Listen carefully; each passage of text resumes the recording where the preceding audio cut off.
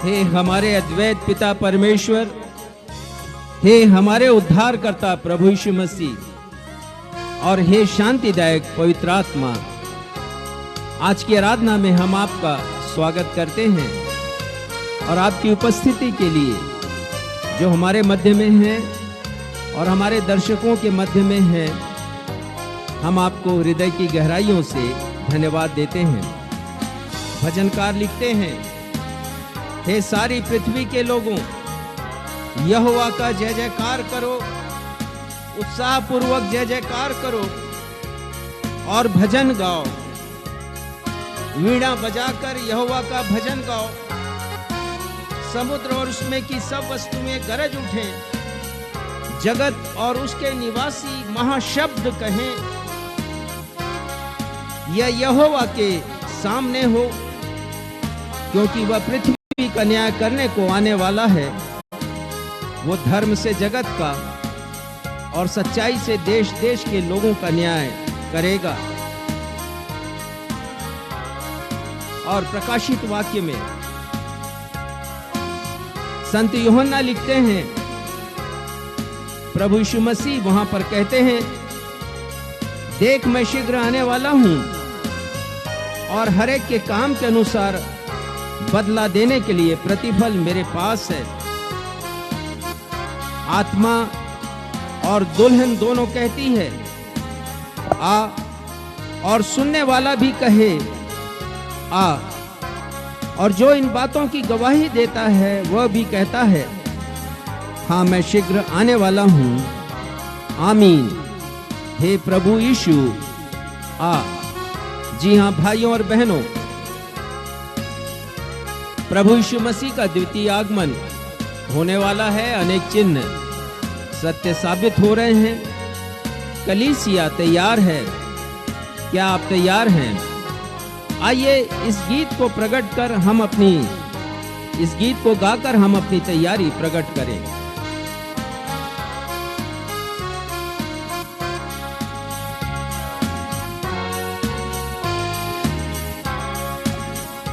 कलीसिया करती इंतजार, कलीसिया करती इंतजार, कलीसिया करती इंतजार, अपने वादे के मुताबिक यीशुआ यीशुआ यीशुआ, अपने वादे के मुताबिक यीशुआ।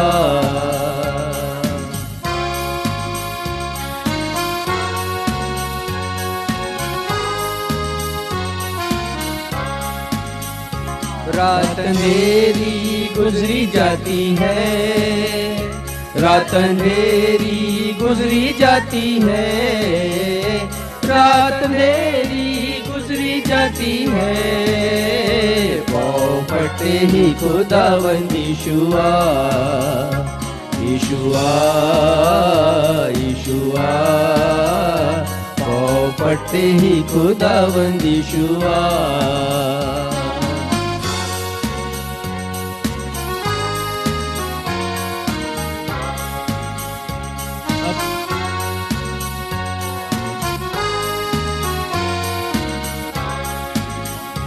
अपने लोगों के लिए अब आ, अपने लोगों के लिए अब आ, अपने लोगों के लिए अब आ, सुबह के सितारे यीशुआ यीशुआ यीशुआ, है सुबह के सितारे यीशुआ यीशुआ यीशुआ, है सुबह के सितारे यीशुआ। कलीसिया करती इंतजार, कलीसिया करती इंतजार, कलीसिया करती इंतजार, अपने वायदे के मुताबिक यीशुआ यीशुआ यीशुआ, अपने वायदे के मुताबिक यीशुआ।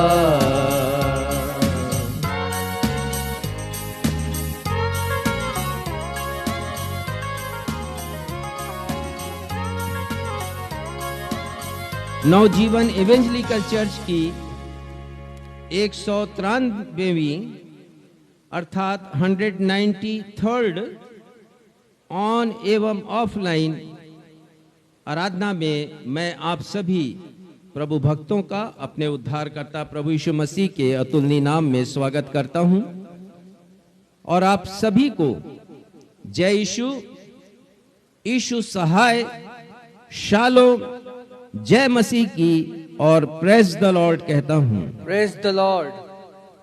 प्रिय भाइयों और बहनों, आज दुख भोग सप्ताह का, जिसे हम पवित्र सप्ताह भी कहते हैं, तीसरा दिन है। आज ही के दिन प्रभु यीशु मसीह ने यरूशलेम के समीप स्थित जैतून पर्वत पर अपने शिष्यों को यरूशलेम स्थित भव्य मंदिर के विनाश की भविष्यवाणी की और इसी के साथ दुनिया के अंत एवं अपने दूसरे आगमन के विषय में भी उन्होंने भविष्यवाणी की। जैतून पर्वत पर दिए गए व्याख्यान को थियोलॉजी की भाषा में ओलिवेट डिस्कोर्स कहते हैं, अर्थात जैतून पर्वत पर प्रभु यीशु मसीह के द्वारा दिया गया व्याख्यान। संत मत्ती ने इस पर्वतीय उपदेश का वर्णन अपने सुसमाचार के 24वें एवं 25वें अध्याय में करते हुए लिखा है कि हमें हर पल हर क्षण प्रभु यीशु मसीह के दूसरे आगमन के लिए तैयार रहना है।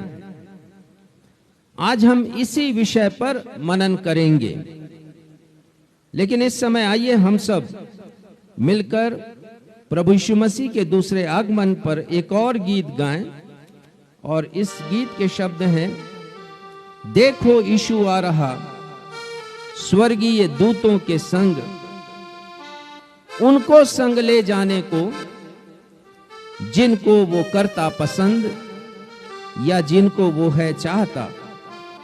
और इसलिए इस गीत के लेखक ने हम सभी को आगाह किया है कि मुझे और आपको, हम सबको हर पल हर क्षण तैयार रहना है। आइए इस गीत को गाएं।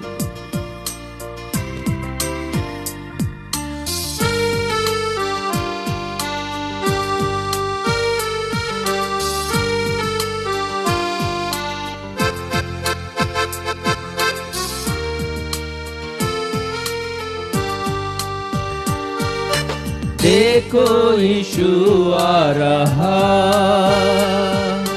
स्वर्गीय दूतों के संग, उनको संग ले जाने को जिनको वो है चाहता।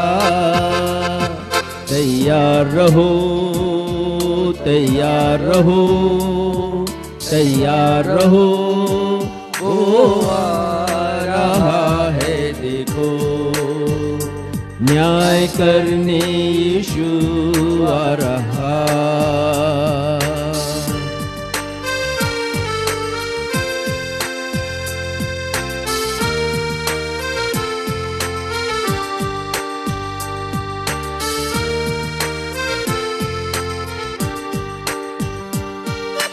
पापों से मन फिराओ, गुनाहों की राहों को छोड़ो,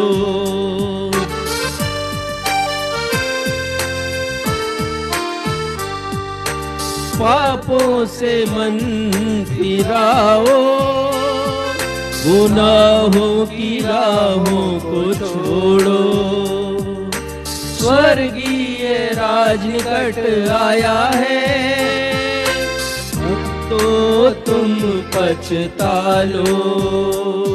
तैयार रहो, तैयार रहो, तैयार रहो, वो आ रहा है देखो, वो आ रहा है देखो।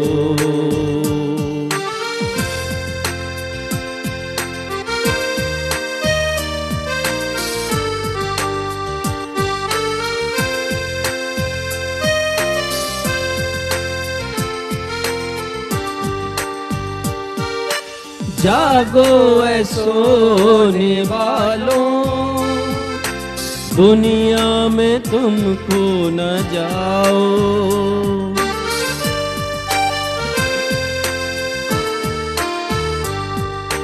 कोई समझ भी न पाएगा, ऐसे समय यीशु आएगा।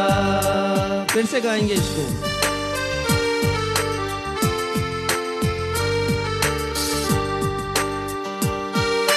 जागो ऐ सोने वालों, दुनिया में तुम खो न जाओ। कोई समझ भी न पाएगा, ऐसे समय यीशु आएगा। तैयार रहो, तैयार रहो, तैयार रहो, वो आ रहा है देखो, वो आ रहा है देखो।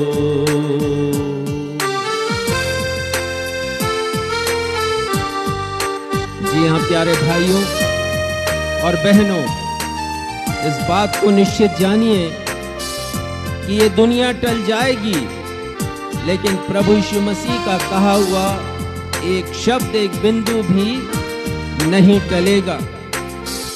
जो कुछ भी उन्होंने कहा है वो अवश्य पूरा होगा, और यही गीतकार ने अपने गीत में लिखा है। टल जाएगी ये दुनिया, उसका वचन न टलेगा।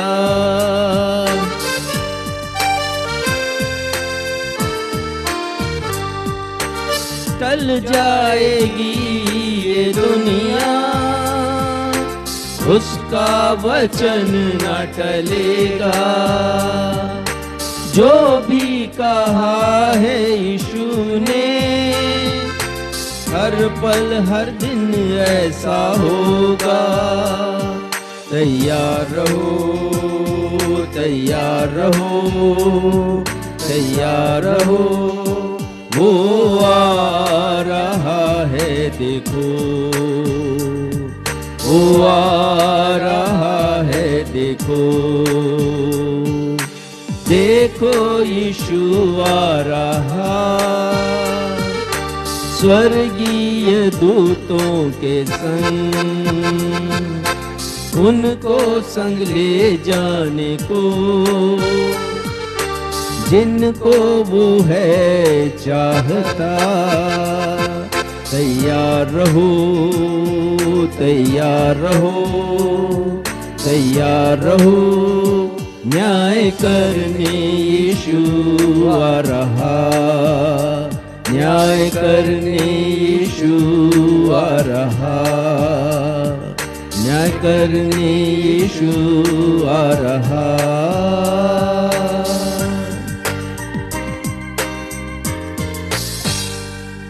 उत्तरवादी पाठ पढ़ने के लिए हम निकाल लेंगे भजन संहिता, उसका अध्याय 96 अर्थात 96, और इस पूरे अध्याय को हम उत्तरवादी की रीति से पढ़ेंगे, और जिसे पढ़ने में हमारी अगुवाई करेंगे भाई सक्षम मसीह।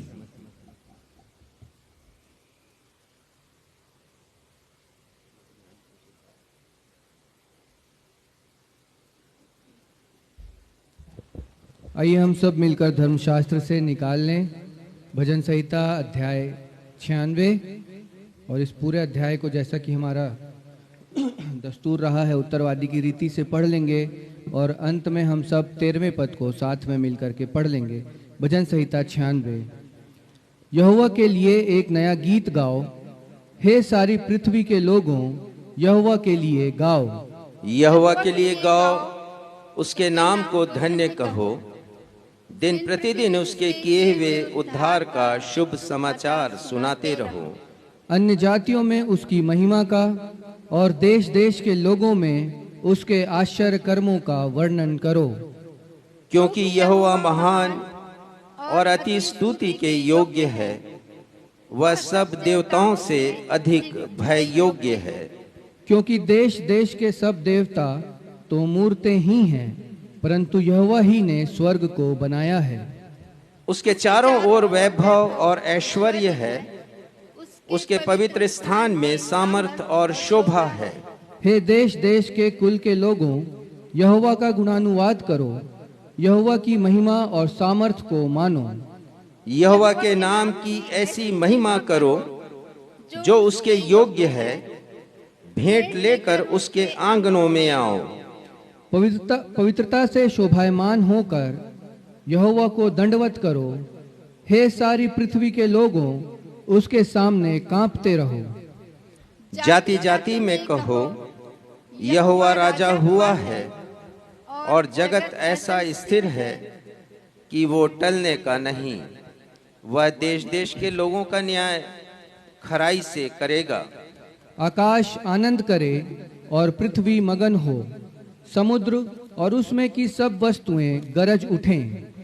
मैदान और जो कुछ उसमें है वह प्रफुल्लित हो। उसी समय वन के सारे वृक्ष जय जयकार करेंगे। हम सब साथ में मिलकर के पढ़ लें। वह यहोवा के सामने हो, क्योंकि वह आने वाला है। वह पृथ्वी का न्याय करने को आने वाला है। वह धर्म से जगत का और सच्चाई से देश देश के लोगों का न्याय करेगा। यह सत्य और जीवित परमेश्वर का, जो प्रभु यीशु मसीह के रूप में दोबारा जल्द आने वाले हैं, उनका जीवित और सच्चा वचन है। परमेश्वर पिता अपने इस वचन के पढ़े जाने, सुने जाने और समझे जाने पे हम में से हर एक को अपनी बहुतायत की आशीषों से परिपूर्ण करें। हम सब कहें आमीन।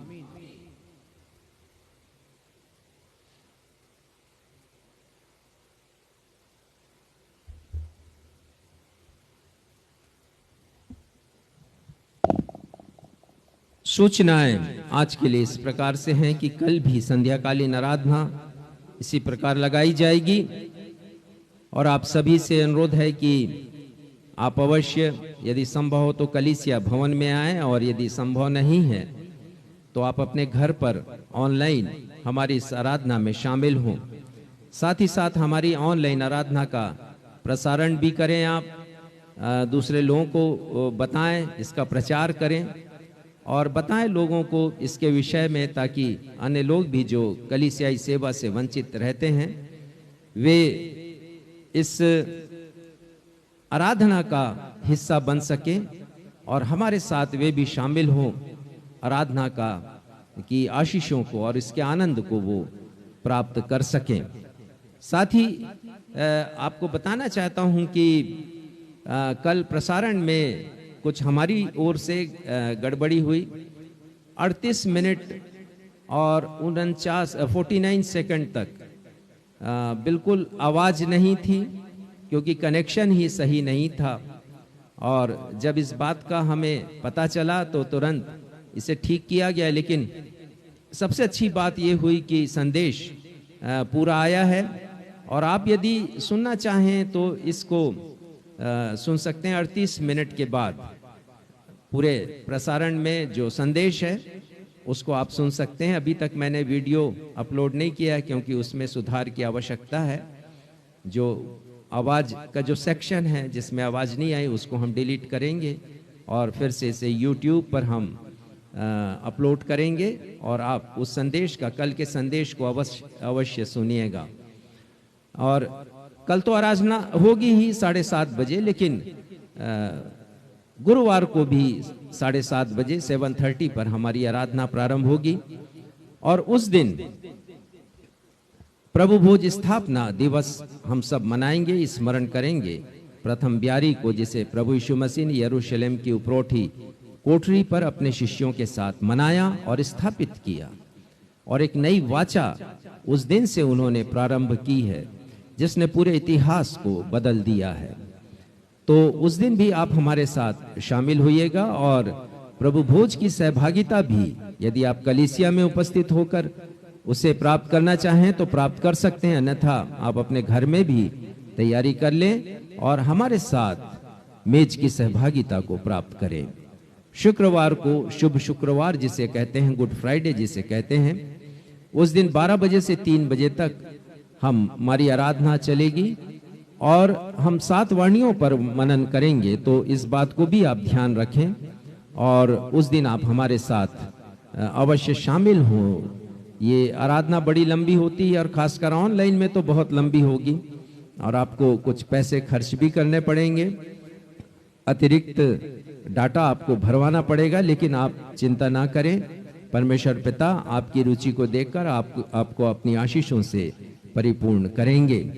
तो जो दुख प्रभु यीशु मसीह ने गोलगथा की पहाड़ी पर उठाया है, क्रूस पर रहते हुए जिन दुखों को सहा है, तो हम भी तो कुछ सह सकते हैं। और उस समय जबकि हमने निश्चय किया है कि हम प्रभु यीशु मसीह के क्रूस को उठाएंगे। आज मैं एक पोस्ट देख रहा था और उसमें मेरे भाई ने दिया है, उसे बहुत अच्छा पोस्ट है और उसमें अच्छा कोटेशन है और उसमें लिखा है कि क्रूस पहनना बड़ा आसान है, लेकिन क्रूस उठाना उतना ही मुश्किल है। तो क्रूस तो बहुत से लोग पहन लेते हैं, लेकिन क्रूस उठाते नहीं है। उस दिन हम सीखेंगे कि कैसे हम बियर करें क्रॉस को। It is easy to bear cross but it is hard to bear cross. कितनी अच्छी तरह वो कोटेशन लिखा गया। और उसके पश्चात रविवार के दिन हम पुनः ऑनलाइन आराधना में उपस्थित होंगे प्रातः 11 बजे और पुनरुत्थान दिवस को हम मनाएंगे, उसकी खुशियों को मनाएंगे। प्रभु यीशु मसीह जी उठे और उन्होंने हमें संदेश दिया कि हम भी मरेंगे तो सही, लेकिन एक दिन हम जी उठेंगे अनंत जीवन के लिए। तो इन आराधनाओं को अपनी प्रार्थनाओं में स्मरण करें कि अधिक से अधिक लोग इसके भागी बन सकें और आशीषों को प्राप्त कर सकें। आइए अब ये समय होगा कि हम परमेश्वर पिता से प्रार्थना करें और अपने निवेदनों को परमेश्वर पिता के सामने रख सकें। हे हमारे पिता, इस समय हम आपके सामने उपस्थित हैं। पिता, हम धन्यवाद देते हैं आपकी हर एक कृपा के लिए जो हम पर होती है, और आज के दिन के लिए पिता, जबकि हम स्मरण कर रहे हैं तीसरे दिन का प्रभु यीशु मसीह ने जिसे यरूशलेम में बिताया और फिर बैतनिय्याह में बिताया। पिता, हम धन्यवाद देते हैं कि आपका वचन हमारे पास है और हम जान सकते हैं कि तीसरे दिन प्रभु यीशु मसीह ने क्या कहा, क्या किया और क्या कहा। पिता, हम धन्यवाद देते हैं कि उन्होंने अनेक दृष्टांतों के द्वारा हमसे बातचीत की और उन्हीं में से एक दृष्टांत पर आज हम मनन करेंगे। आपकी कृपा हो पिता, पवित्र आत्मा का मार्गदर्शन हो, उनकी भरपूरी हो और हम केवल सुनने वाले ना बने, परंतु आज प्रेरणा लें पिता वचन से और संकल्प करें। और संकल्प ये हो कि हम अपने हृदय से तैयार हैं प्रभु यीशु मसीह के स्वागत के लिए। जब प्रकृति तैयार है तो हम पीछे क्यों रहें। और हमने गीत भी गाया है कि संसार में हमें नहीं खोना है, परंतु जागते रहना है, हमें तैयार रहना है। तो पिता, आप हमारी सहायता करें। अपनी हर एक सभाओं के लिए जो आने वाले दिनों में संचालित की जाने वाली है पिता, हम उन्हें आपके हाथ में सौंपते हैं, आपकी आशीष चाहते हैं। विशेषकर पिता, जितने लोग हमारे साथ जुड़ते हैं, हमारे दर्शक मोबाइल पर, हमारी प्रार्थना आपकी कृपा उनमें से हर एक के ऊपर हो, उनके परिवारजनों के ऊपर हो। और पिता, इन सभाओं के द्वारा आत्मिक रूप से पिता हम उन्नति कर सकें और जागृत रह सकें। संकल्प करें कि आपके वचन के अनुसार हम अपने जीवन को बिताएंगे। आपकी कृपा हम सभी पर बनी रहे। पिता, अपनी उस बेटी के लिए प्रार्थना करते हैं जो वेंटिलेटर पर है, अपनी बहन ब्यूला की बेटी के लिए प्रार्थना करते हैं पिता कि आपकी चंगाई उसे मिल सके, आपका स्पर्श मिले पिता, और वो बेटी चंगाई प्राप्त करके हमारे मध्य में आ सके और आपके नाम की महिमा कर सके। साथ ही पिता, हर एक उन लोगों के लिए जो इन दिनों बीमार चल रहे हैं, हम प्रार्थना करते हैं पिता कि आपकी कृपा उनके ऊपर हो और उनके आत्मिक जीवन पर भी आपकी कृपा हो। और होने दीजिए पिता, उनकी बीमारी उनके लिए एक आशीष का कारण बन सके। जो उन्हें प्रभु यीशु मसीह के समीपी में पहुंचा सके। आगे की आराधना को हम आपके सामर्थी हाथों में सौंपते हुए अपनी इस प्रार्थना को आपके बेटे हमारे उद्धारकर्ता प्रभु यीशु मसीह के नाम से मांगते हैं, सुनिए और ग्रहण कीजिए। कलीसिया कहे आमीन। पवित्र शास्त्र बाइबल से पाठों का पठन किया जाएगा। सर्वप्रथम हम पुराने नियम से एक पाठ पढ़ेंगे और ये सारे पाठ आज के संदेश से संबंधित हैं। आमोस नबी की किताब उसका 4था अध्याय उसका 12वां और 13वां पद पढ़ने में श्रीमती बीना मसीह हमारी अगुवाई करेंगी। उसके पश्चात नए नियम से दूसरा पाठ इफिसियों 5 उसका 13, 14, 15, 16 पद पढ़ने में सक्षम हमारी अगुवाई करेंगे और उसके पश्चात हम सुसमाचार से पाठ पढ़ लेंगे। तो आइए हम पुराने नियम से पहला पाठ पढ़ें। आमोस नबी की किताब 4था अध्याय 12 और 13 पद।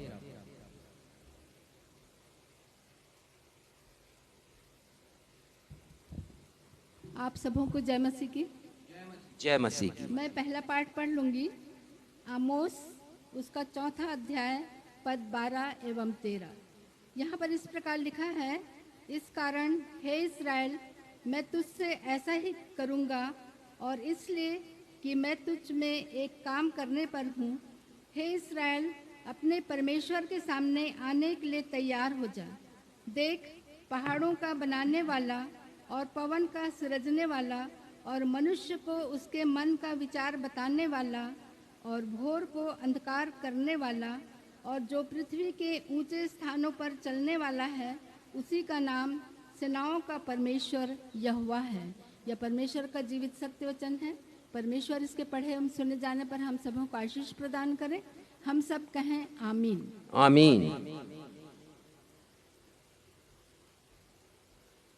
दूसरा पाठ इफिसियों की पत्री से उसका 5वां अध्याय और 13 पद से आगे। आइए हम सब साथ में मिलकर के निकाल लें।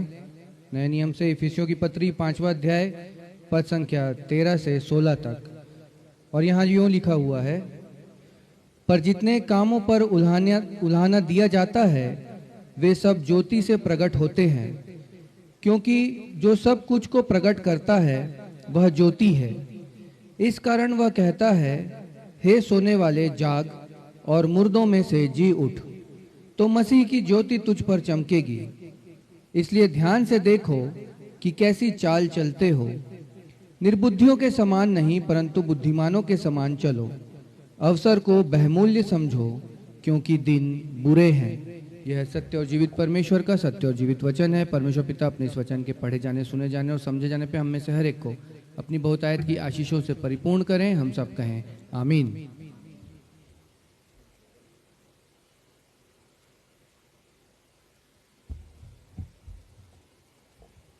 आज का सुसमाचार का पाठ हम निकाल लें और ये पाठ पाया जाता है मत्ती रचित सुसमाचार उसका 25वां अध्याय और पद संख्या 1 से लेकर 13 तक।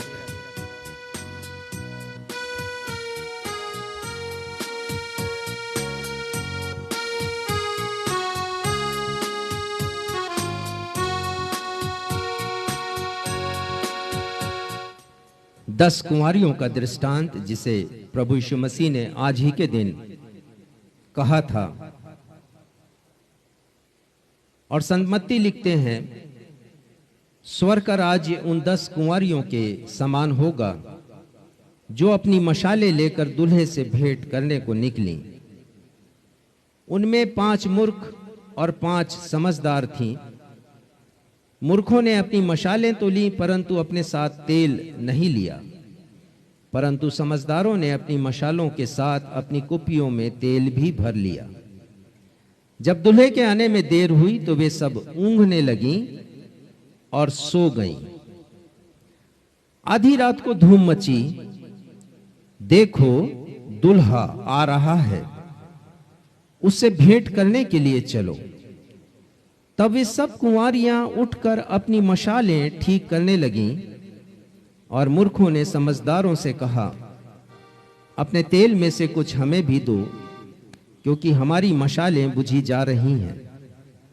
परंतु समझदारों ने उत्तर दिया, कदाचित यह हमारे और तुम्हारे लिए पूरा ना हो। भला तो यह है कि तुम बेचने वालों के पास जाकर अपने लिए मोल ले लो। जब वे मोल लेने को जा रही थीं, तो दुल्हा आ पहुंचा, और जो तैयार थीं वे उसके साथ विवाह के घर में चली गईं और द्वार बंद किया गया। इसके बाद वे दूसरी कुंवारियां भी आकर कहने लगीं, हे स्वामी, हे स्वामी, हमारे लिए द्वार खोल दे। उसने उत्तर दिया, मैं तुमसे सच कहता हूं, मैं तुम्हें नहीं जानता। इसलिए जागते रहो, क्योंकि तुम ना उस दिन को जानते हो ना उस घड़ी को। ये प्रभु यीशु ख्रिस्ट का सुसमाचार है। हे प्रभु यीशु, आपके नाम की महिमा हो, कलीसिया कहे आमीन। आमीन।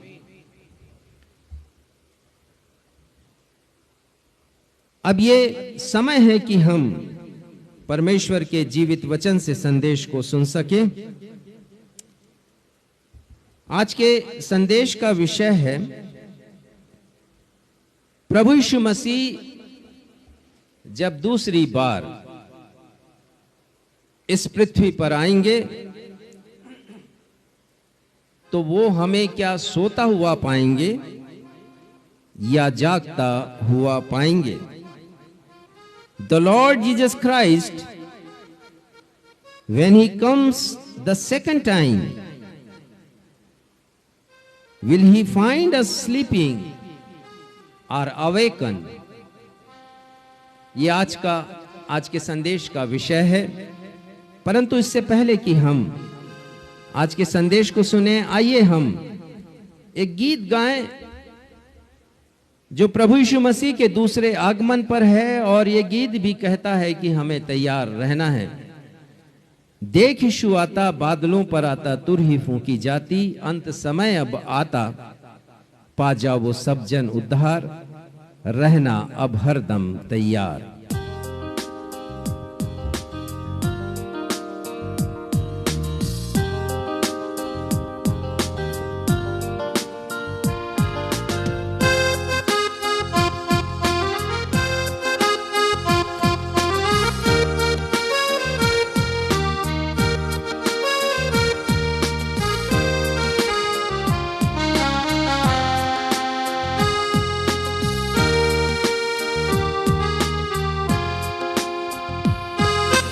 देख यीशु आता, बादलों पर आता, तुर ही फूंक जाती, अंत समय अब आता,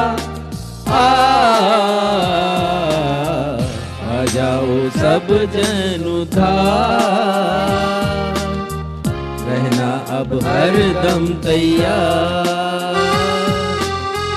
आ जाओ सब जन उद्धार, रहना अब हरदम तैयार। देख यीशु आता, बादलों पर आता, तुर ही फूंक जाती, अंत समय अब आता, पा जाओ सब जन उद्धार, रहना अब हरदम तैयार, पा जाओ सब जन उद्धार, रहना अब हरदम तैयार।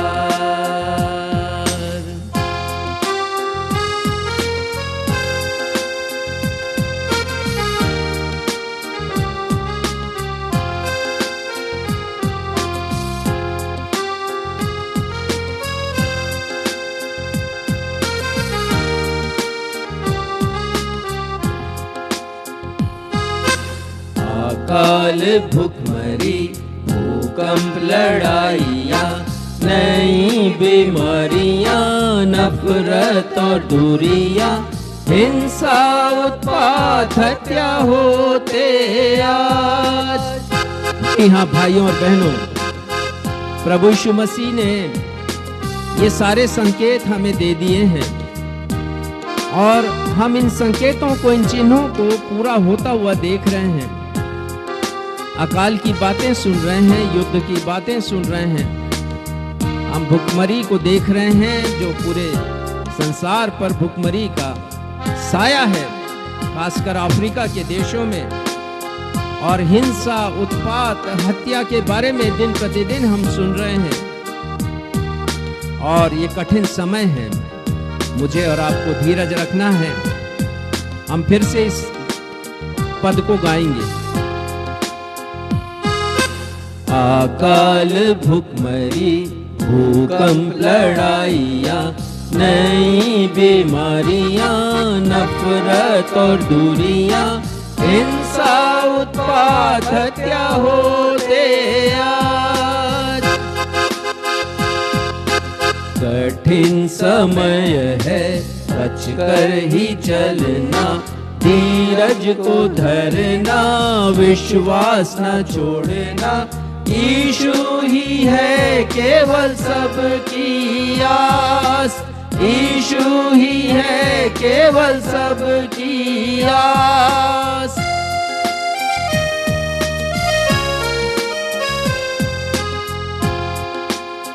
धीरज को ना छोड़ना,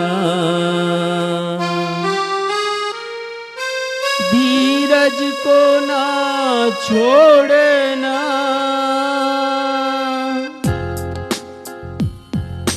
देख यीशु आता, बादलों पर आता, तुर ही फूंक जाती, अंत समय अब आता। आ जाओ सब जन उधार, रहना सब हर दम तैयार। आ जाओ सब जन उधार, रहना सब हर दम तैयार, रहना सब हर दम तैयार, रहना सब हर दम तैयार। आज पवित्र सप्ताह का या प्रभु यीशु मसीह के दुख भोग सप्ताह, जिसे हम पैशन वीक भी कहते हैं, तीसरा दिन है।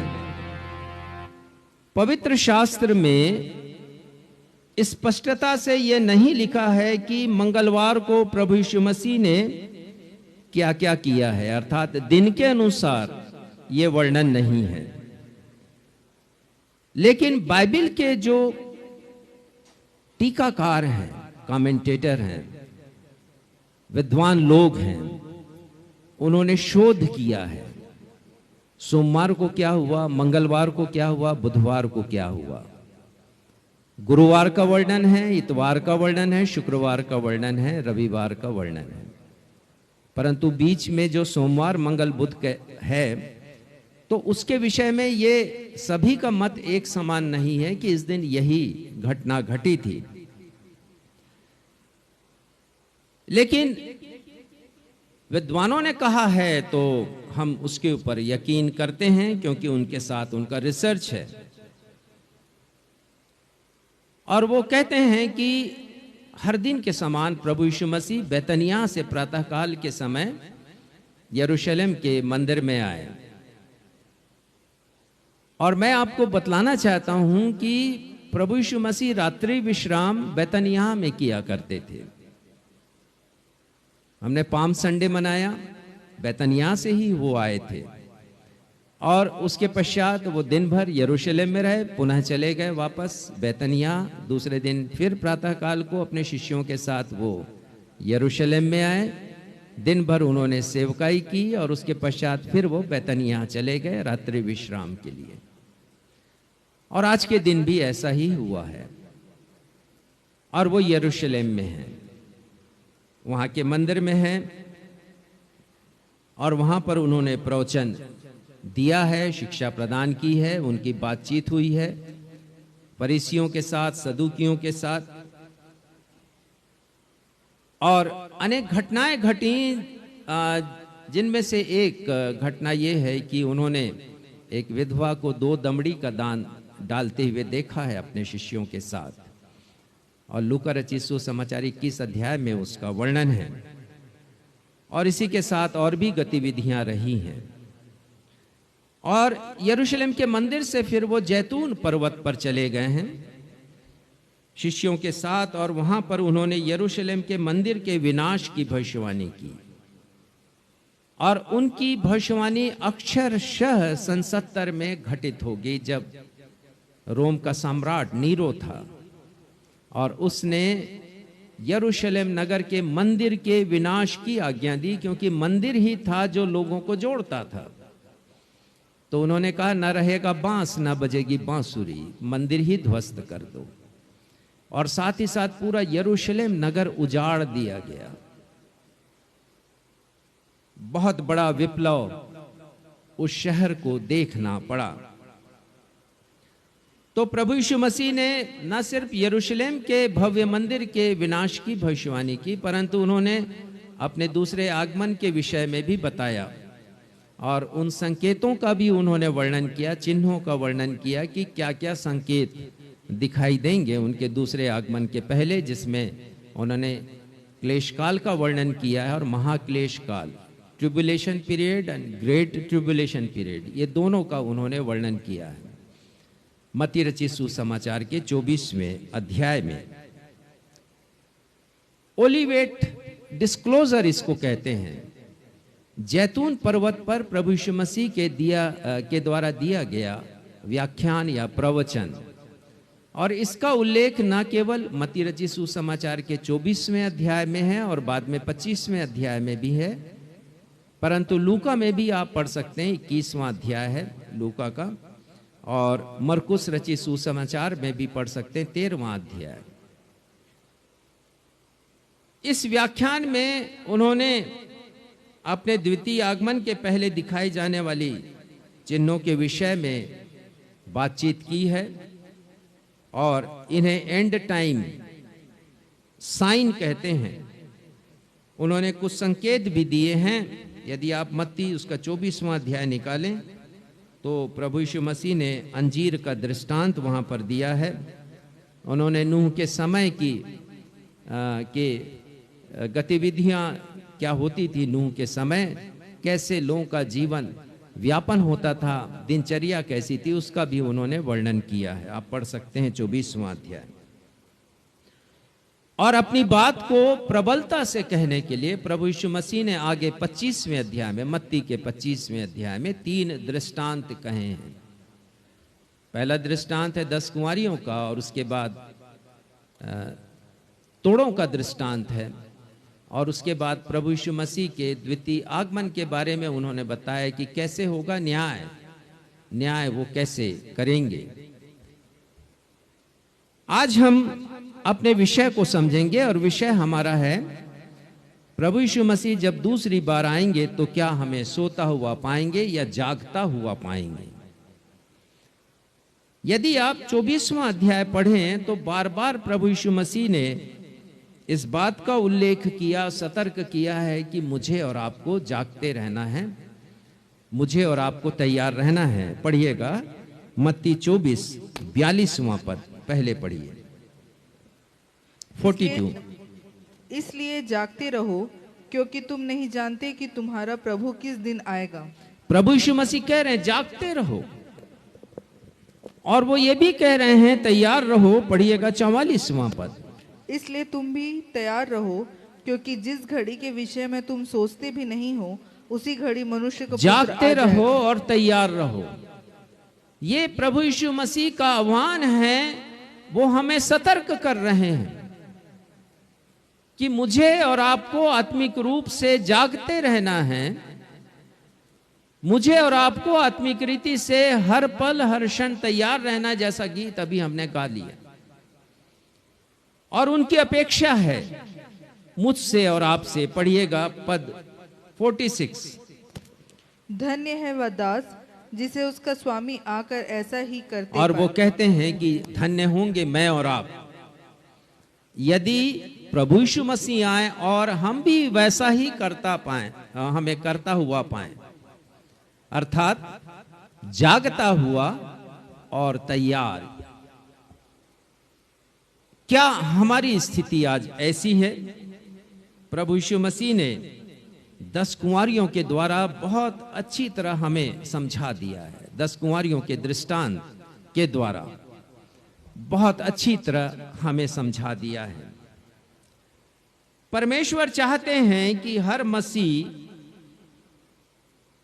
उनकी संतान बने, ऐसी संतान जो जवाबदार हो, रिस्पॉन्सिबल हो।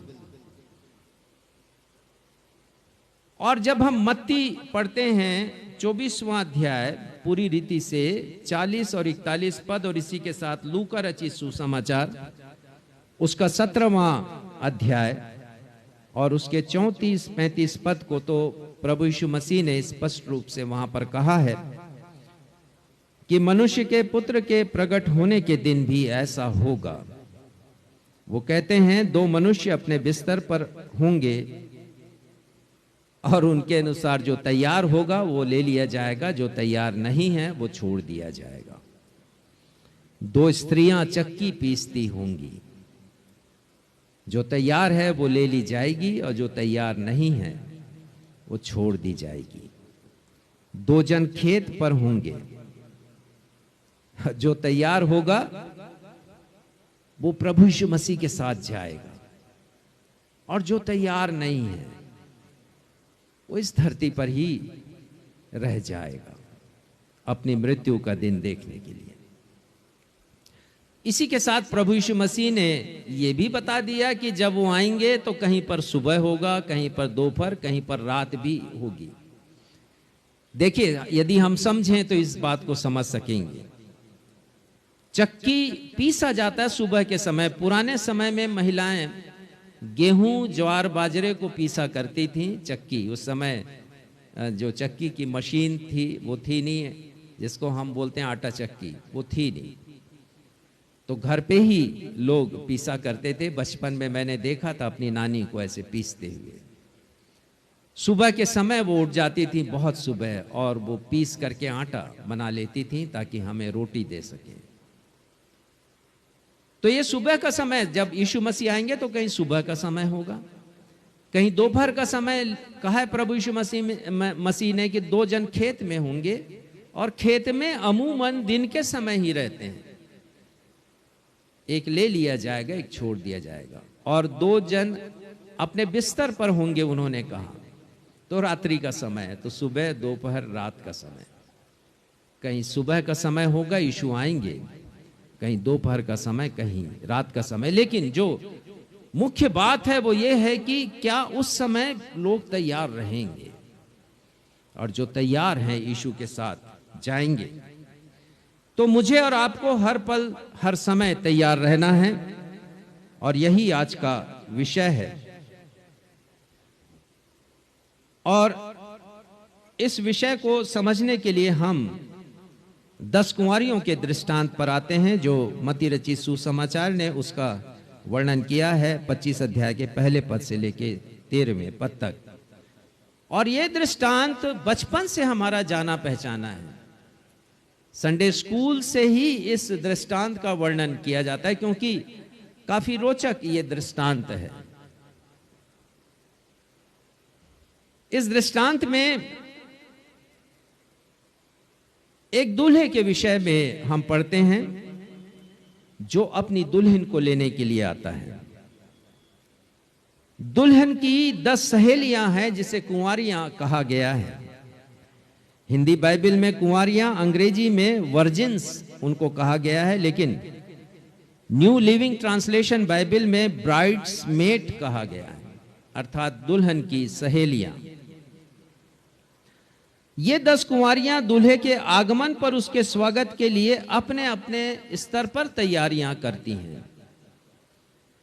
उन 10 कुंवारियों के लिए 3 पैमाना या 3 मापदंड या शर्तें कह सकते हैं निर्धारित कर दिया गया था, यदि आप गहराई से इस दृष्टांत को पढ़ें तो।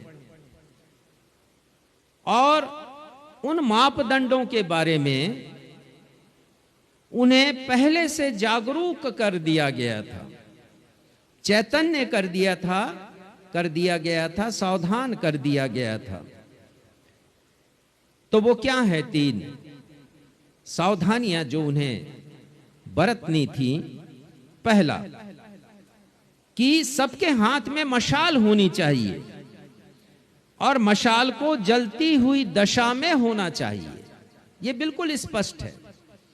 मशाल होना चाहिए और मशाल को जलती हुई दशा में होना चाहिए। जब से मशाल जलाई गई है तब से लेकर दूल्हे के आगमन तक। दूसरी बात, दूल्हा रात में आएगा ये तो तय था, परंतु कब आएगा ये तय नहीं था। ये भी बात उनको बता दी गई थी। और तीसरी बात कि जब दूल्हा आए तो उन 10 को दूल्हे के स्वागत के लिए विवाह के घर के द्वार पर उपस्थित होना था। यह भी एक पैमाना था उनके लिए कि जब दूल्हा आए, किसी भी वक्त आए, तो उनको दूल्हे के स्वागत के लिए जो बारात घर है उसके द्वार पर उनको उपस्थित होना चाहिए था। तो दृष्टांत प्रतीकात्मक होते हैं, हर बार मैं आपको बतलाता हूं। और इस दृष्टांत में भी ये प्रतीक है कुछ। दुल्हा प्रभु यीशु मसीह का प्रतीक है और दुल्हन कलीसिया है। लेकिन पूरा पढ़ लीजिए आप 1 से 13 पद तक कि दुल्हन यहां पर अदृश्य है। दुल्हन कहीं दिखाई नहीं दे रही है और प्रभु यीशु मसीह की कलीसिया भी अदृश्य है। और आप सब लोग जो फिजिकली कलीसिया में उपस्थित हैं और बहुत से लोग जो इस समय अपने मोबाइल के समक्ष हैं, वो अदृश्य कलीसिया के सदस्य हैं। तो ऐसा नहीं कि पूरी कलीसिया उठा ली जाएगी। बहुत बार ऐसी प्रार्थनाएं कलीसिया में की जाती हैं कि कलीसिया बेदाग और बेझुर्री बने। लेकिन इस दृष्टांत को पढ़ेंगे तो पता चलेगा कि हां, सारे लोग नहीं जा रहे प्रभु यीशु मसीह के साथ। जिनको वो है चाहता, हमने गीत में गाया, जो तैयार हैं वही यीशु के साथ जाएंगे। तो पूरे विश्व में से जो बहुत से लोग प्रभु यीशु मसीह के द्वारा चुने हुए हैं, उसमें मैं हो सकता हूं, आप हो सकते हैं और दूसरे भी हो सकते हैं, वो सब अदृश्य कलीसिया के सदस्य हैं और प्रभु यीशु मसीह उनको ही लेने आ रहे हैं। कभी गुमान में मत रहिएगा कि जो मसीही कहलाते हैं वही यीशु के साथ चले जाएंगे। इस दृष्टांत को पढ़ लीजिएगा आप। फिर हम देखते हैं कि दुल्हन की सहेलियां हैं और ये सहेलियां कलीसिया के लोग हैं जिनको सदस्य कहा जाता है। ये कलीसियाई लोग हैं और विवाह के घर का द्वार न्याय का द्वार है। वो जजमेंट सीट है प्रभु यीशु मसीह का, विवाह के घर का द्वार, क्योंकि उन्होंने न्याय प्रकट किया, दूल्हे ने न्याय प्रकट किया वहां पर। इस दृष्टांत में हम पढ़ते हैं कि जब दूल्हा आया तब विवाह स्थल के द्वार पर दूल्हे के स्वागत के लिए केवल 5 सहेलियां उपस्थित थीं, अपनी अपनी जलती मशाल के साथ। और 5 सहेलियां अनुपस्थित हैं क्योंकि उनकी मशालें जली नहीं थीं, बुझी पड़ी थीं। और ये तस्वीर कलीसिया की हो सकती है कि जो मैंने आपसे पहले कहा कि सारे लोग नहीं जाएंगे। और ये भी आप पढ़ करके मत समझ लीजिए कि आधे लोग जाएंगे आधे लोग नहीं जाएंगे। ये तो पैमाना प्रभु यीशु मसीह के द्वारा निर्धारित है। 5 बातों के द्वारा मैं आज आपको समझाऊंगा कि वो जो 5 कुंवारियां जिनके लिए दूल्हे ने द्वार बंद किया है या प्रभु यीशु मसीह न्याय प्रकट करेंगे, उनकी क्या क्या गलतियां थीं, उनकी क्या क्या चूक हो गई। 5 गलतियां उन्होंने की हैं और इस संदेश के द्वारा मैं आपको सतर्क करना चाहता हूं कि ये 5 चूक आपके जीवन में भी दिखाई ना दें। यदि आप मसीही कहलाते हैं और मसीही जीवन जीना चाहते हैं और आप प्रभु यीशु मसीह की प्रतीक्षा कर रहे हैं और हृदय से प्रभु की प्रार्थना कहकर कहते हैं कि तेरा राज्य आए, तो आत्मविश्लेषण करने की आवश्यकता है इस पैशन वीक के दौरान, इस पवित्र सप्ताह के दौरान, कि आज हम कहां हैं। केवल ये नहीं कि चर्च ने घोषणा कर दी कि इस दिन सभा होगी, इतने बजे होगी और बाहर से वक्ता आ रहे हैं और वो अपना प्रवचन देंगे और हम अपना धार्मिक रीति रिवाज समझकर वहां चले जाते हैं और सुनकर वापस आ जाते हैं। हमें समझना पड़ेगा कि हमारी कमी कहां पर है। 5 गलतियां की हैं। पहली गलती, वे ये सोच रही थी कि उनके मशाल में पर्याप्त तेल है। ये जो 5 निर्बुद्धि कुंवारियां कहलाई गई। पद 3 पढ़िएगा, बल्कि हमको पद 1, 2 भी पढ़ना है और उसके बाद तीसरा पद हम पढ़ेंगे। पढ़िएगा। स्वर्ग का राज्य उन 10 कुंवारियों के समान होगा जो अपनी मशालें लेकर दूल्हे से भेंट करने को निकली। उनमें 5 मूर्ख और 5 समझदार थी। मूर्खों ने अपनी मशालें तो ली परंतु अपने साथ तेल नहीं लिया। पद 3 में लिखा है, मूर्खों ने अपनी मशालें तो ली परंतु अपने साथ तेल नहीं लिया। उनके मशाल में ऑलरेडी तेल था। जब उन्होंने अपनी मशालें तैयार की हैं, अमूमन हर घर में मशालें उस जमाने में हुआ करती थी रात में ज्योति के लिए, क्योंकि विद्युत उस समय था नहीं, इलेक्ट्रिसिटी नहीं थी, तो मशालें तो होती थी। तो मशाल में ऑलरेडी तेल होता था और बत्ती भी होती थी उसमें। तो उन लोगों ने लिखा यहां पर, मशालें तो ली हैं परंतु उन्होंने तेल नहीं लिया, जो अतिरिक्त तेल उनको लेना चाहिए था। परंतु समझदारों ने क्या किया? पद 4 पढ़िएगा। परंतु समझदारों ने अपनी मशालों के साथ अपनी कुप्पियों में तेल भी भर लिया। हाँ, ये जो समझदार हैं उन्होंने अपनी कुप्पी में तेल भी भरा है, अर्थात कुप्पी भी इन लोगों ने रख ली, एक छोटा पात्र जिसमें अतिरिक्त तेल रखा जाता था। तो ये 5 कुंवारियां मूर्ख इसलिए कहलाई हैं क्योंकि बहुत कॉन्फिडेंट थी अपनी मशाल को लेकर। ये सोचती थी कि इतना तो तेल है उनकी मशाल में कि दूल्हा आएगा तब तक ये जलता रहेगा। आत्मविश्वास से परिपूर्ण होना अच्छी बात है, लेकिन अति आत्मविश्वास हमारे जीवन के लिए खतरा उत्पन्न करता है। ये एक नकारात्मक सोच है जब हम अपने आप को वैल्यूएट करते हैं कि जो हम हैं वो दूसरों से अच्छे हैं, हमारे पास जो है वो दूसरों से अच्छा है। कॉन्फिडेंस होना एक अच्छी बात है, लेकिन ओवर कॉन्फिडेंस हमें नहीं होना चाहिए। ये एक निगेटिव फोर्स है, मनोवैज्ञानिक इस बात को कहते हैं। और ये ओवर कॉन्फिडेंस या अति आत्मविश्वास हमें मजबूर करता है कि हम जोखिम को उठा लें, यद्यपि उतनी सामर्थ्य नहीं है हमारी। और इसीलिए बहुत से लोग मौत की आगोश में चले जाते हैं। और आप लोग सुनते होंगे कि सेल्फी का जमाना है ये, और लोग खतरा उठाते हैं अपनी सामर्थ्य से भी बढ़ करके।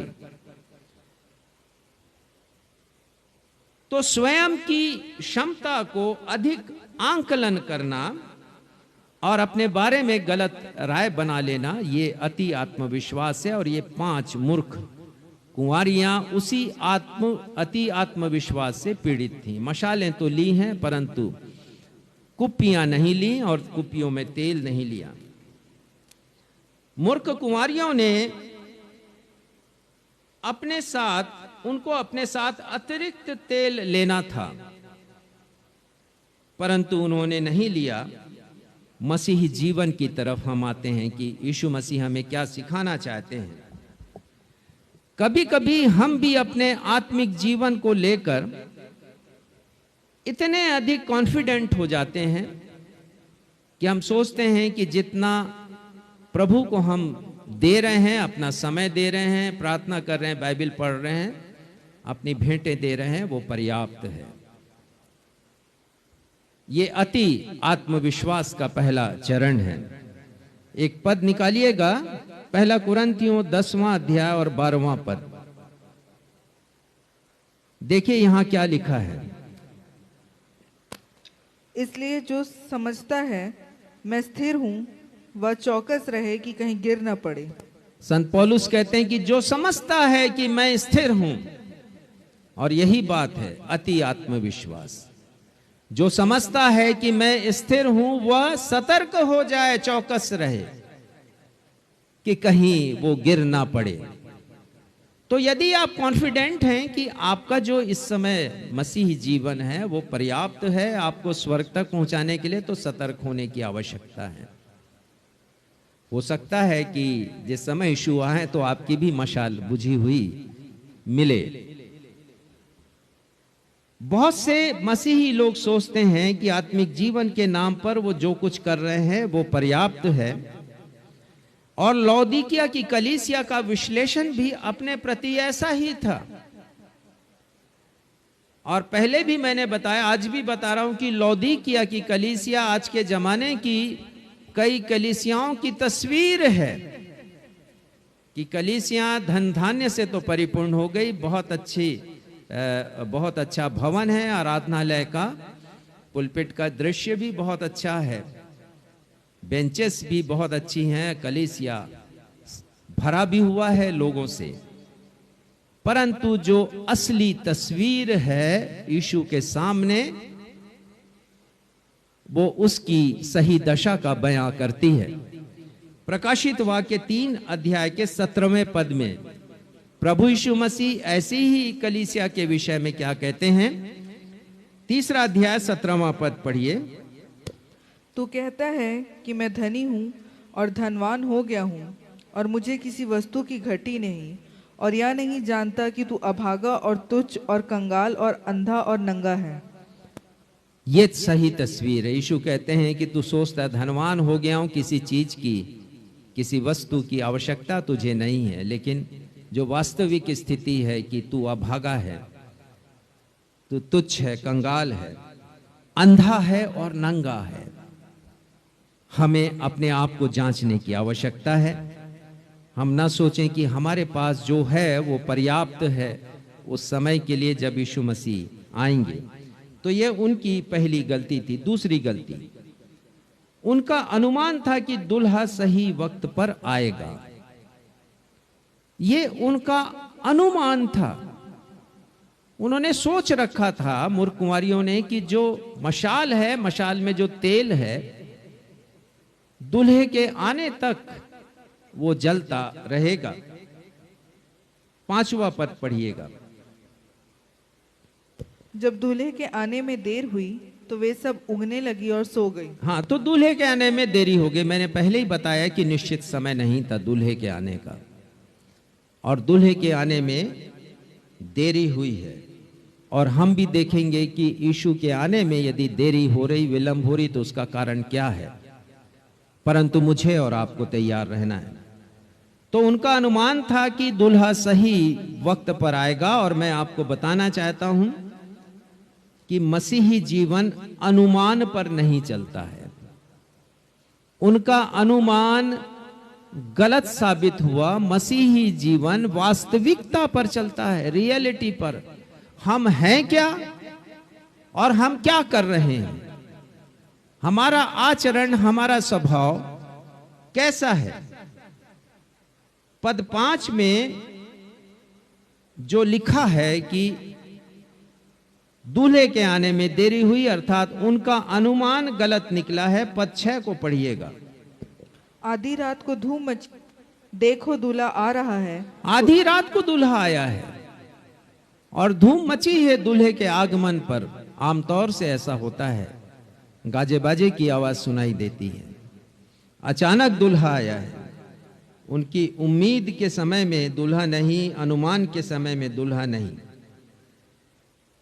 विलाप गीत उसके 3 अध्याय के 40वें पद में लिखा, हम अपने चाल चलन को ध्यान से परखें। हमें इस बात को परखने की आवश्यकता है कि हमारा स्वयं का जीवन कैसा है, मसीही जीवन। कभी मत सोचिएगा कि हम तो प्रभु के लोग हैं और विश्वास करते हैं, चर्च जाते हैं तो यीशु के साथ चले जाएंगे। आपका अनुमान गलत साबित हो सकता है। लूका 12:40 में प्रभु यीशु मसीह कहते हैं, तुम भी तैयार रहो, क्योंकि जिस घड़ी तुम सोचते नहीं उस घड़ी मनुष्य का पुत्र आ जाएगा। जिस समय के विषय में तुम सोचते भी नहीं हो। आज एक पाठ पढ़ा गया पुराने पत्रियों से, इफिसियों 5 और उसका 15वां पद, नए नियम से इफिसियों 5वां अध्याय 15वां पद। और यहां संत पौलुस कहते हैं, ध्यान से देखो कैसी चाल चलते हो। उनके कहने का मतलब यह नहीं कि हम अपनी चाल को देखें कि हमारी चाल कैसी, चलते कैसे, वो नहीं। मतलब हमारा आत्मिक जीवन कैसा है, हम कैसा आचरण रख रहे हैं, कैसा व्यवहार हमारा है दूसरों के साथ आत्मिक जीवन में। और यदि विश्वास कर रहे हैं तो उसे कर्म में तब्दील कर रहे हैं कि नहीं। पढ़िएगा इस पद को।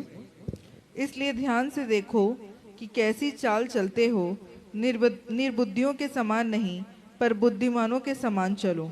अब फिर से पढ़िएगा 6वां पद, मत्ती रचित सुसमाचार का 25वां अध्याय 6वां पद, जहां पर लिखा है कि दूल्हा आधी रात को धूम मची, देखो दूल्हा आ रहा है। और वे सब ऊँघने लगी। दूल्हे के आने में देरी हुई, 5वें पद में, ऊँघने लगी और सो गई। इसका मतलब वे सुस्त हो गई, बेफिक्र हो गई, लापरवाह बन गई, निश्चिंत हो गई कि अब जब भी आए दूल्हा, थोड़ा समय मिला है हमें, हम सो जाएं। हम भी मूर्ख कुंवारियों के समान निश्चिंत ना बने, लापरवाही हम ना करें, क्योंकि लापरवाही की कीमत चुकानी पड़ती है। मैंने पढ़ा हमारे देश की एक धाविका के बारे में, शाइनी अब्राहम उनका नाम था। सियोल ओलंपिक में 1986 में वो स्वर्ण पदक की दावेदार थी। लेकिन दौड़ते हुए उन्होंने जब ट्रैक नहीं बदलना था तो अपना ट्रैक बदल लिया, अपनी लाइन उन्होंने बदल ली। वो प्रथम आई हैं दौड़ते दौड़ते, लेकिन चूंकि फॉल किया उन्होंने तो स्वर्ण पदक से उन्हें वंचित होना पड़ा। रात भर वो रोती रही। भारत ने एक स्वर्ण पदक उनके कारण गंवा दिया। हमारी एक छोटी सी चूक हमें कहीं स्वर्ग जाने से रोक न ले। प्रभु यीशु मसीह के साथ साथ बादलों पर उठाए जाने के लिए कहीं रोक न ले। रोमियो 13वां अध्याय 11वें पद में लिखा है, समय को पहचान कर ऐसा ही करो, इसलिए कि तुम्हारे लिए नींद से जाग उठने की घड़ी आ पहुंची है। समय को पहचानिए। आप भूकंप के बारे में सुनते हैं, अभी तुर्की में भूकंप आया, 50,000 से अधिक लोगों की मृत्यु हो गई। वहां पर 2.5 लाख मकान जो बिल्डिंग्स थी और मकान वो धाराशायी हो गई। मलबा उनका बिखरा पड़ा है, लोगों का पता नहीं। तो 50,000 वो लोग हैं जिनकी लाशें मिली हैं, जिनकी लाशें नहीं मिली वो आज भी लापता हैं। हम नफरत के बारे में सुनते हैं, हम बीमारियों के बारे में सुनते हैं। फिर से कोरोना जिसके बारे में दावा किया जा रहा था कि चला गया, पुनः आ चुका है और मृत्यु हो रही है। नई नई बीमारियां, अकाल। आज हमने गीत गाया और गीत में यही भावना है। तो संत पौलुस कह रहे हैं कि हम लापरवाही ना करें, समय को पहचान कर ऐसा ही करें, क्योंकि हमारे लिए नींद से जाग उठने की घड़ी आ पहुंची है। ये कुंवारियां सो गई थीं। 6वें पद में लिखा है कि दूल्हे के आने में विलंब हुआ। और पतरस लिखते हैं, दूसरा पतरस 3 अध्याय के 9वें पद में, प्रभु अपनी प्रतिज्ञा के विषय देर नहीं करता। मिल गया है तो पढ़िएगा इसे। दूसरा पत्रस 3 अध्याय 9वां पद।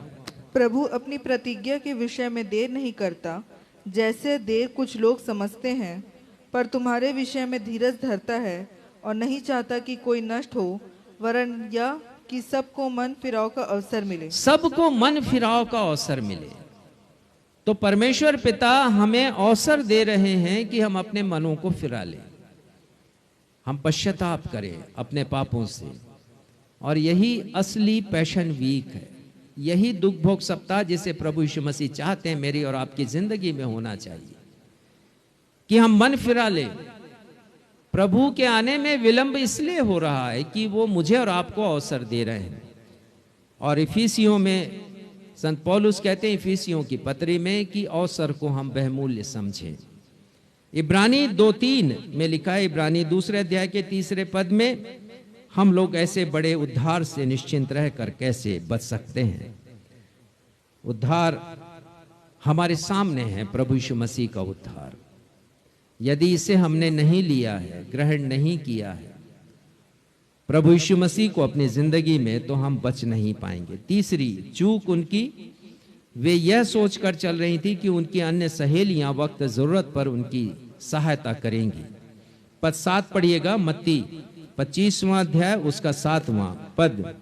तब वे सब कुमारियां उठकर अपनी मशालें ठीक करने लगी। पद 8। और मूर्खों ने समझदारों से कहा, अपने तेल में से कुछ हमें भी दो, क्योंकि हमारे मशाले बुझी जा रही पद 9। परंतु समझदारों ने उत्तर दिया, कदाचित यह हमारे और तुम्हारे लिए पूरा न हो।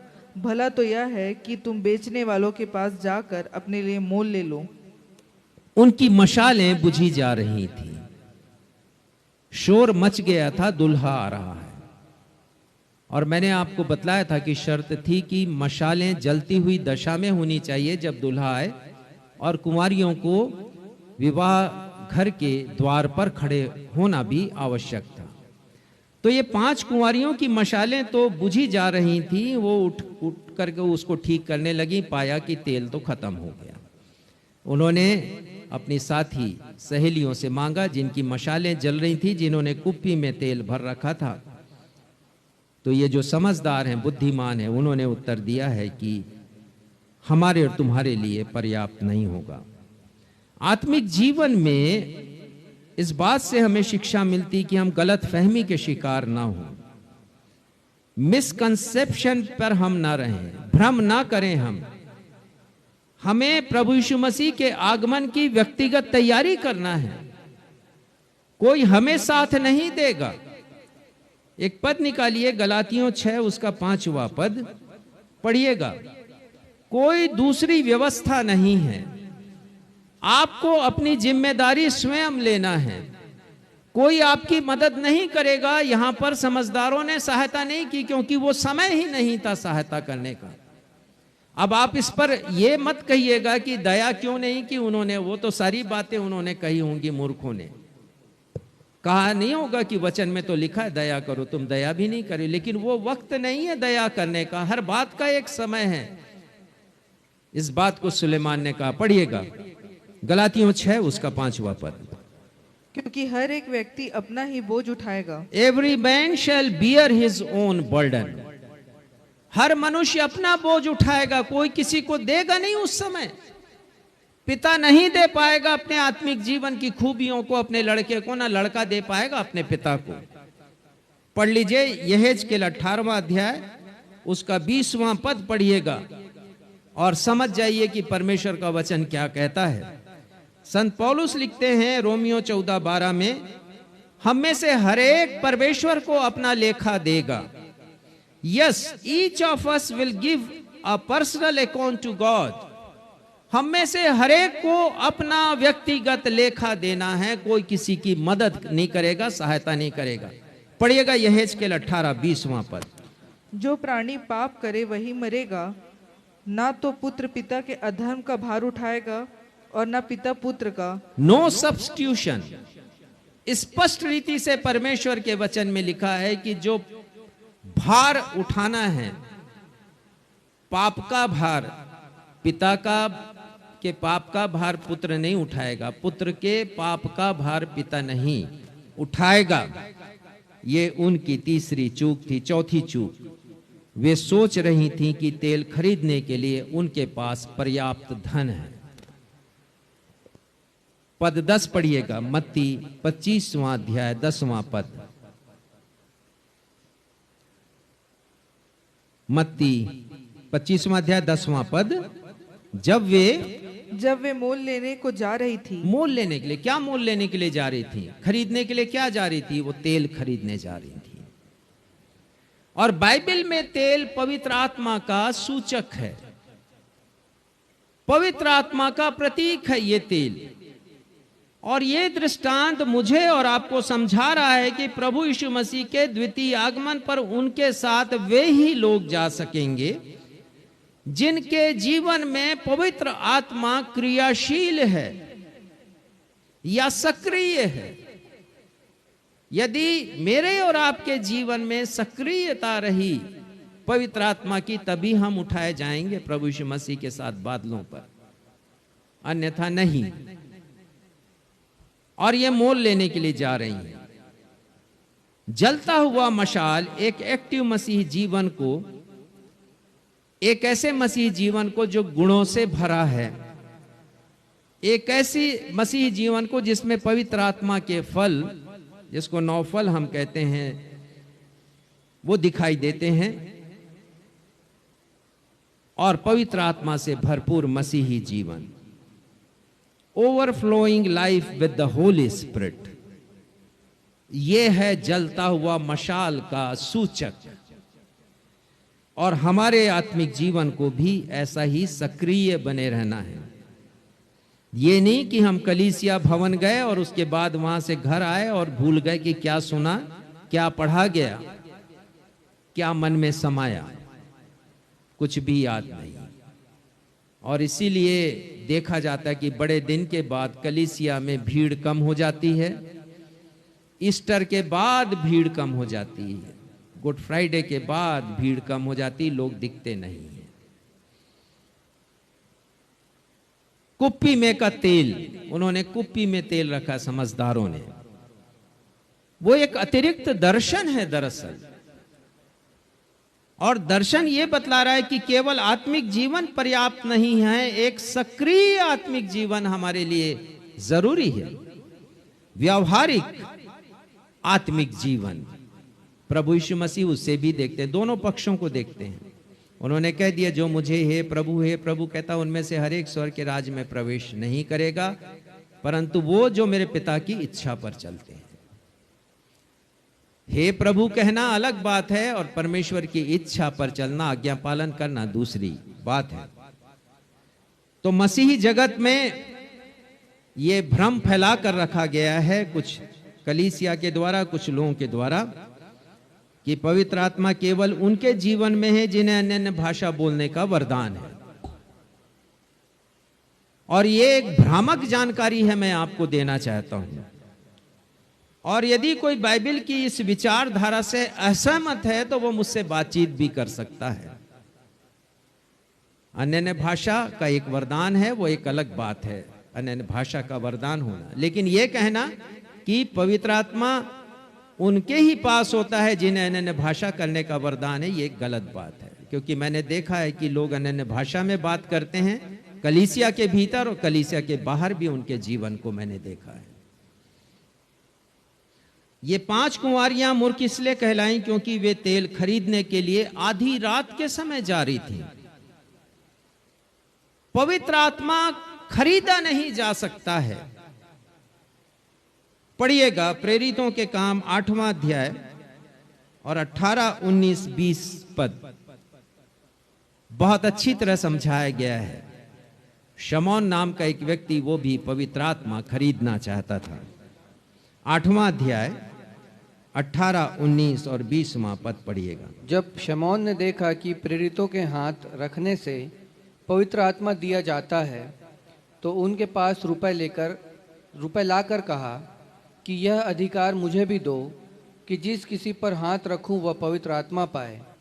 पतरस ने उससे कहा, तेरे रुपए तेरे साथ नाश हों, क्योंकि तूने परमेश्वर का दान रुपयों से मोल लेने का विचार किया। ये रुपए से मोल लेने जा रही थी ये 5 निर्बुद्धि कुंवारियां।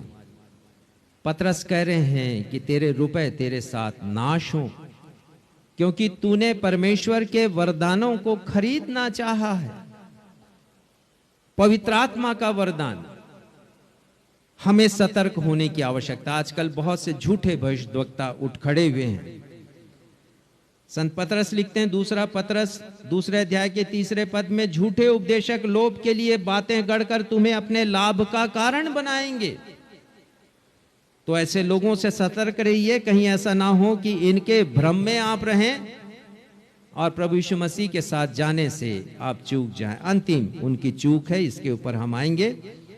उनको यह विश्वास था कि दूल्हा उन्हें भीतर प्रवेश करने देगा, और ये जो 5 निर्बुद्धि कुंवारियां हैं वो इस भ्रम में थीं और सोचती थी कि दूल्हा दयालु है, दयावंत है, अनुग्रहकारी है, प्रेमी है, दया का सागर है, दूल्हा उनके ऊपर कृपा करेगा। लेकिन वे भूल गईं कि दूल्हे को न्याय करने का और दंड देने का भी अधिकार है। पढ़िएगा 10वां पद। जब वे मोल लेने को जा रही थीं तो दूल्हा आ पहुंचा, और जो तैयार थीं वे उसके साथ ब्याह के घर में चली गईं और द्वार बंद किया गया। 11वां पद। इसके बाद वे दूसरी कुंवारियां भी आकर कहने लगी, हे स्वामी, हमारे लिए द्वार खोल दे। 12वां पद। उसने उत्तर दिया कि मैं तुमसे सच सच कहता हूं, मैं तुम्हें नहीं जानता। मैं तुम्हें नहीं जानता। दूल्हा अपने न्याय को प्रकट करता है, अर्थात प्रभु यीशु मसीह अपने न्याय को प्रकट करेंगे। और किसी के लिए इससे अधिक आश्चर्यजनक बात और दुख से भरी बात नहीं हो सकती कि यीशु उससे कहे कि मैं तुमको नहीं जानता, और यीशु कहे, हे कुकर्म करने वालों, मेरे सामने से दूर हो जाओ, मेरे सामने से चले जाओ। वो भूल गई कि दूल्हे को न्याय करने का और दंड देने का भी अधिकार है, और वो ये भी भूल गई कि दूल्हे की दया करने की एक सीमा है। यदि दूल्हा दया ही करेगा तो न्याय कभी नहीं करेगा, और न्याय करेगा तो दया नहीं करेगा। ये दोनों बातें साथ साथ चलती हैं जब न्याय की बात होती है तब। भजन संहिता 18:25, वहां पर भजनकार लिखते हैं कि दयावंत के साथ तू दया दिखलाता है, और खरे पुरुष के साथ तू अपने आप को खरा दिखाता है। 26वां पद पढ़िएगा, उसका दूसरा हिस्सा। भजन संहिता 18:26 और टेढ़े के साथ तू तिरछा बनता है। हाँ, ये भी बात है। तो दयालु परमेश्वर तो है ही वो, लेकिन यदि कोई टेढ़ा बनता है परमेश्वर के सामने तो परमेश्वर तिरछा बन जाते हैं। ये मैं नहीं कह रहा, परमेश्वर का वचन कह रहा है। मैं तुम्हें नहीं जानता, दूल्हे ने कहा।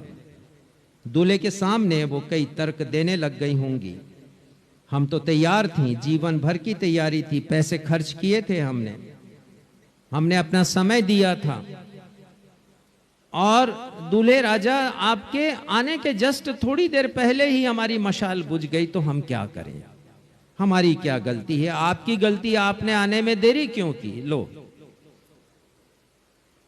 कभी कभी हमारा जीवन ऐसे ही होता है।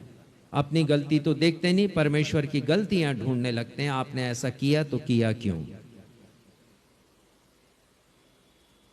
भजन संहिता 18वां अध्याय उसके 41वें पद में उनके विषय में बहुत अच्छी बात कही गई है, जरूर पढ़िएगा। भजन संहिता 18:41।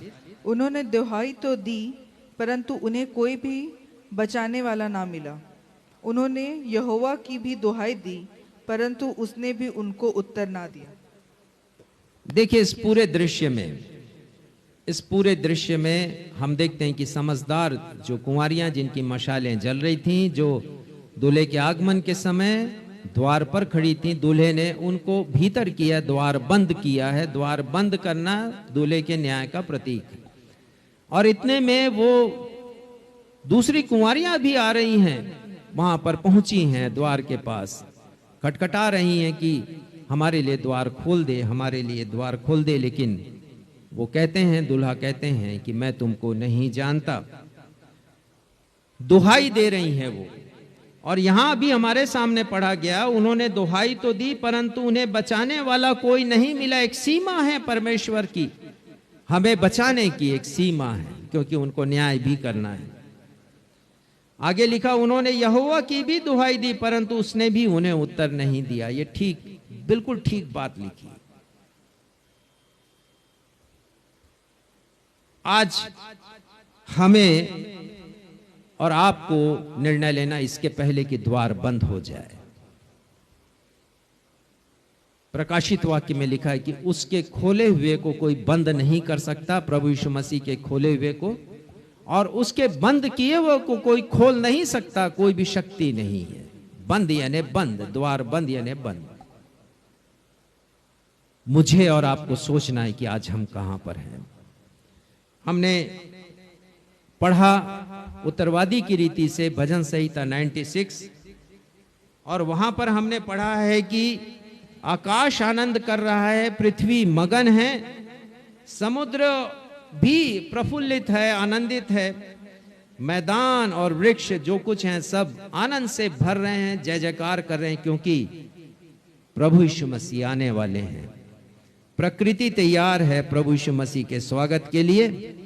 और संत पौलुस लिखते हैं रोमियो 8 और उसके 19वें पद में, सृष्टि बड़ी आशा भरी दृष्टि से परमेश्वर के पुत्रों के प्रकट होने की बाट जो रही है। कितना अद्भुत ये वचन है। सारी सृष्टि परमेश्वर के पुत्रों के प्रकट होने की बाट जो रही है। प्रकृति बाट जो रही है, प्रकृति तैयार है, लेकिन सवाल आज यही है कि क्या मैं और आप तैयार हैं?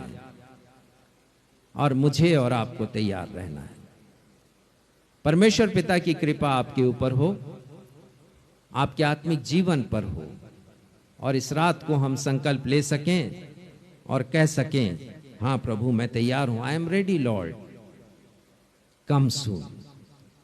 हमने पढ़ लिया अंतिम अध्याय प्रकाशित वाक्य का।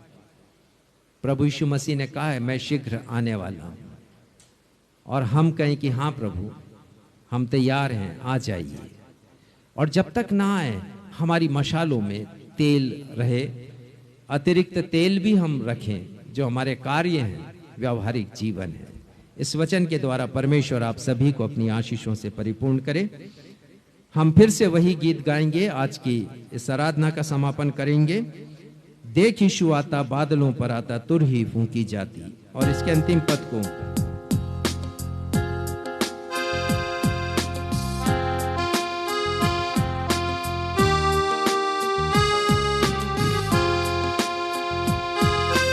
छेदा था जिन्होंने आंखों से देखेंगे, बादलों पर यीशु को गाते स्वर्गदूतों को, महिमा में अपनी जब आएगा।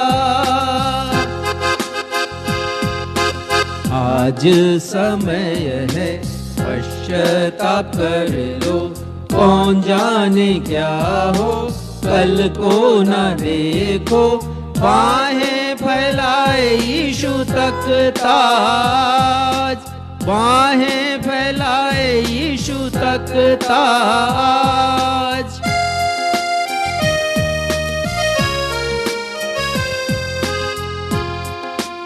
क्रूस को ना भूलना, क्रूस को ना भूलना,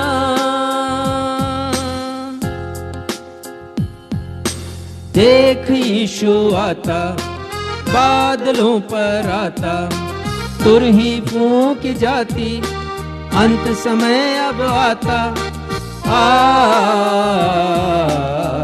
आ जाओ सब जन उद्धार, रहना अब हर दम तैयार, पा जाओ सब जन उद्धार,